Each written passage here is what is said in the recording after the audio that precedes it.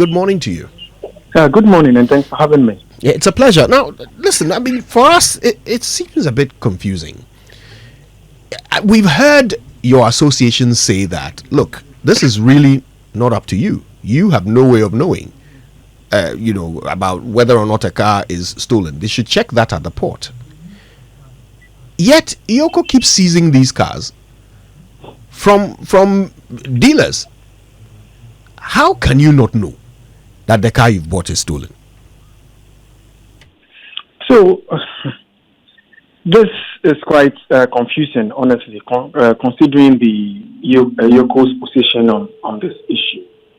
And I want to state clearly that if not for Shatawale's issue, would have been battling with a cancer in the background without anybody knowing. But for Shatawale, we've been able to unearth this, and publicly everybody is hearing it. We want to state that this union and its members do not engage in stolen vehicles.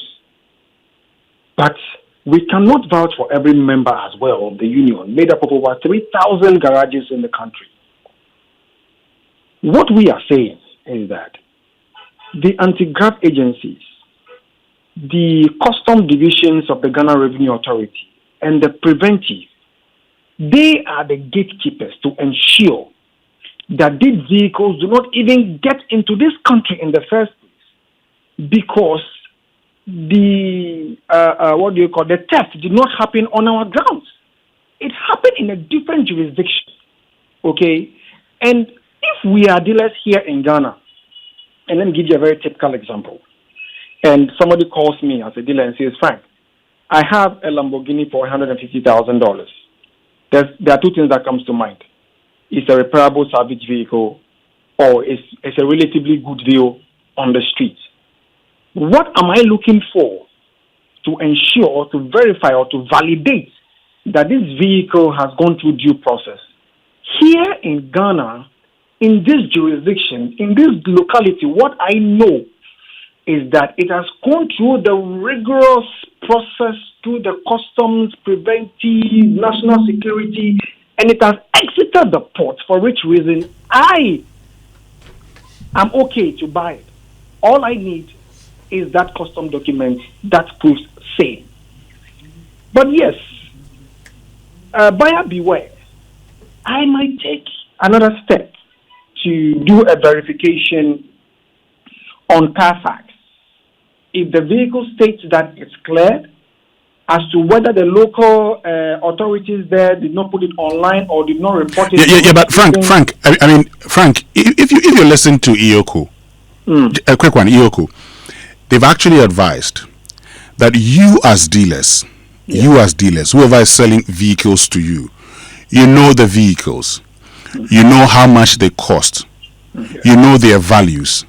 So at some point in time, when the prices are too good to be true, that should be of concern to you. And so they say, why not run it with them, Ioko, or Interpol? That shouldn't be a difficult thing to do, should it? Honestly, it is news to us to hear that you can run vehicles with Ioko. It is news.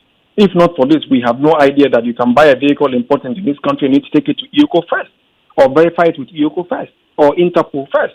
All we do is Carfax. All we do is an online VIN checker to check it and to ensure that it's not one stolen, or it's a repossessed inventory that has been released. Okay.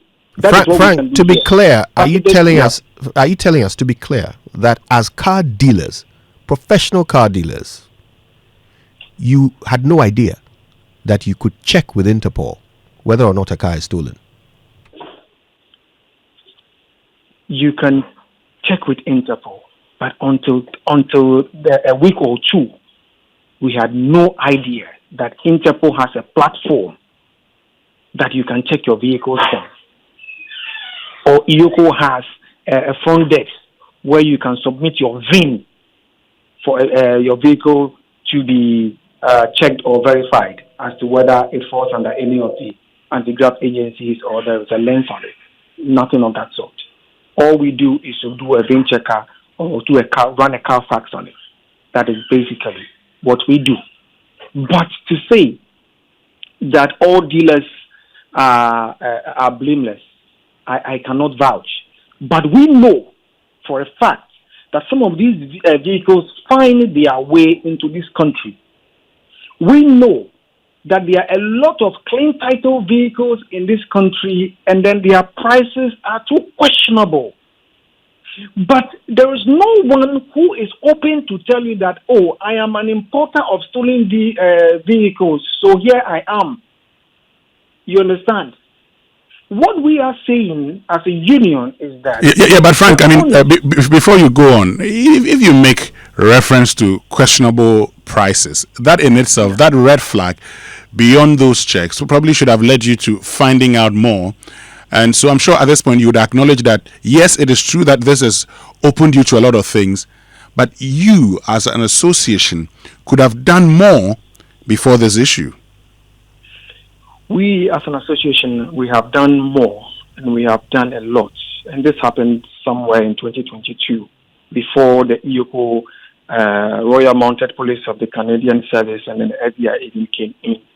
We've been having discussions as a union on various levels. But I can tell you that getting the opportunity to engage with the agencies it's become a problem. You understand? I have videos, and I have a full video that I can send to you when the IGP, the then IGP, moved from his office with all his directors, and then they came to the union office to engage us. And then we gave them all the data we have. You understand? What they have done with that, we cannot tell. Because so Frank, going forward, now that you know, going forward, because you sell some of these vehicles to us, and we may not know what, whether they were stolen or not. Going forward, are you prepared to check to ensure that all vehicles in this country, at least, have the all clear that they are not stolen vehicles? We as a union cannot do that check. The only agency mandated with that oversight responsibility is the Customs and the Ghana Revenue Authority, and the preventive at the Ghana Revenue Authority, at the Customs, and with our landed borders. They have the system to check this, to ensure that these vehicles don't even come into the market. Yeah, Frank, but you are the ones bringing them into the market. And we are not the ones bringing stolen vehicles. So the stolen vehicles that have been seized from your dealers, who brought them? So the question is, they should name these dealers. Frank, you said yourself at the beginning of this conversation that you can't vouch for all of your members, right? Which is an admission that you know that there are some members of your association who may not be doing the right thing. Now the question is this: why should I come and buy from you or any of the members of your association if you are telling us on air today that you cannot vouch? First of all, you cannot check to determine that the vehicles that you yourself are importing were not stolen. You can't check, but we should come and buy from you. Why? Let me give you a bit of background. What happened in 2023? The FBI, the EOCO, they did a swoop. Okay. All our members whose garages were raided, we got their names, we got the vehicle VIN numbers. We engaged EOCO. Every single vehicle or every single document that they required of us to release it. For our members, those who find out themselves victims or they found themselves in this swoop, all their vehicles have been retrieved from EOCO because they have submitted the documents. They realized that yes, it was a mistake, and the vehicles have been released. Those ones that are left there at EOCO, who are they? That is the question we are asking. That is the only question we are asking. But we are saying, and we will say that we are ready to collaborate with all the anti-graft agencies, EOCO, FIC, preventive, to ensure that this menace stops. Because we have information, they have information. But if they are expecting us to walk into their office to collaborate with them while they are the oversight institutions to ensure this, then they are making a mistake. So you will not take responsibility to take the steps to check that the vehicles that you are selling to us, the unsuspecting public, were not stolen. You won't do it. So who should do it? See, let me paint a scenario. I have a bottle of water right in front of me here. The only justification or verification I need to ensure that this water is edible for me is to ensure that it has an FDA tag, and that's it. Okay? If I taste the water and the water tastes funny, the first step I would need to do is to reach out to the company or the firm. If they are not cooperating, then I have to go to the FDA. In this case, you are the company, and you are saying you will not cooperate. So, I mean, take the water scenario that you are painting, right? You are the water company here, right? So I've tasted your water; it tastes funny. I come to you, you tell me that I should go and ask the FDA because they are the ones supposed to know whether water is good or not. So you, the person selling me the water, you are relinquishing all responsibility for selling me good water and telling me I should go and ask the regulator. Does that sound right to you? Mm-hmm. Please, in this case, we are not the manufacturer. The manufacturer is somewhere in the United States or Canada. But you are the importer. The theft did not happen here in Ghana. It happened in the United States or Canada or whichever country they are talking of. I, as an importer, I do not import stolen vehicles. The members under my union, like I say, I cannot vouch for all of them, do not also import stolen vehicles. But you can't vouch for them. If any of them find themselves foul to the law and the procedures, it is the customs at the ports that will have to flag this first and foremost before it gets to the citizenry, before I will beware. You understand me? So it starts first at the port. If somebody has done an illegality or anything, to ensure that it doesn't harm the citizenry, the agency that has been tasked or mandated with that oversight responsibility should ensure that it doesn't come in.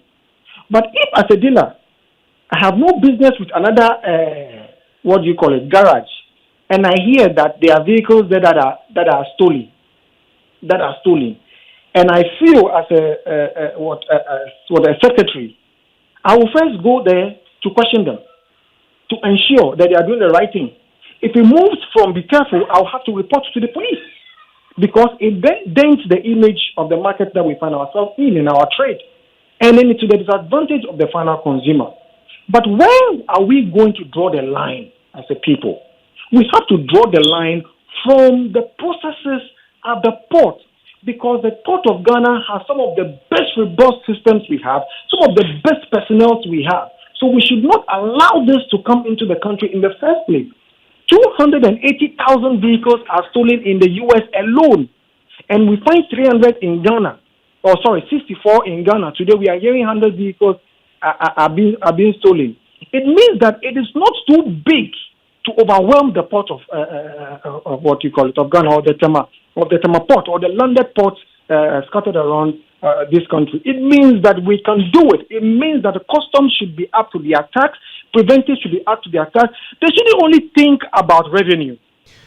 You understand? They should only think about the fact that yes, the duties will come in, they will increase revenue, they are able to hit their target, and then that's it. No. All right. Now the consumers are suffering. Okay, and Frank. then card dealers are being blamed. But the syndicate or the cartel that are doing this, you will not find them, you will not know them.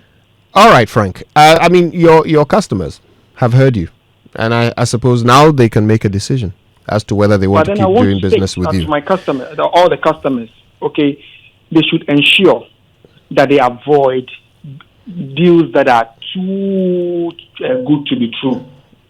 In this part of the country, we are third world country, we are told, we buy salvaged vehicles. If you can buy a repaired salvaged vehicle, go to the garage and look at the vehicle and ensure that it meets the budget that you have. You don't ask for more than what you have. And if the vehicle is too cheap to be true, please avoid it. Because let me give you the final one. A 2025 CRV in the United States, MSRP starts from about $52,000. Okay? But we have clean CRVs in Ghana whose MSRP is about $62,000 plus freight transportation duty, which are selling in this country for 600,000 cedis. less than the value from the country of origin, then we need to be careful about that. And You understand it's me? your members that are selling them. But anyway, we thank you for your time with us this morning, Frank. We appreciate it very much.